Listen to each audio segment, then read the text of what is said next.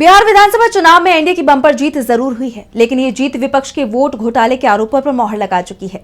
विपक्षी पार्टियां बीजेपी और चुनाव आयोग पर सवालों की बौछार कर रही हैं, जिसके जवाब में आयोग और बीजेपी मुंह छुपाते हुए घूम रही हैं। इसी कड़ी में अब वरिष्ठ वकील प्रशांत भूषण ने नतीजों में बीजेपी और आयोग को लेकर एक ऐसा बयान दिया है जिससे सियासत में बवाल मच गया है।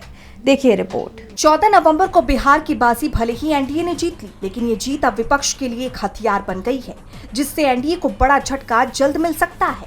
विपक्षी पार्टियां एनडीए और चुनाव आयोग पर लगातार नतीजों में धांधली के आरोप लगा रही हैं।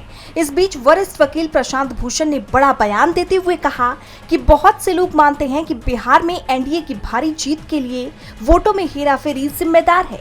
हालांकि वोटों में हेराफेरी हुई थी, लेकिन इससे 3% से ज्यादा वोट नहीं मिले।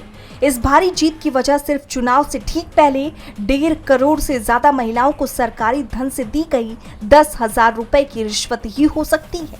चुनाव आयोग को इसे रोकना चाहिए था, जैसा कि उसने पहले तमिलनाडु और राजस्थान में किया था। ये परिणाम दर्शाता है कि चुनाव आयोग और मीडिया के धन और नियंत्रण से संयोजन को हराना लगभग असंभव हो जाता है, खासकर अगर आप मतदाताओं को रिश्वत देने के लिए सरकारी धन का इस्तेमाल कर सकते हैं। ये हमारे चुनावी लोकतंत्र के लिए बेहद चिंताजनक है।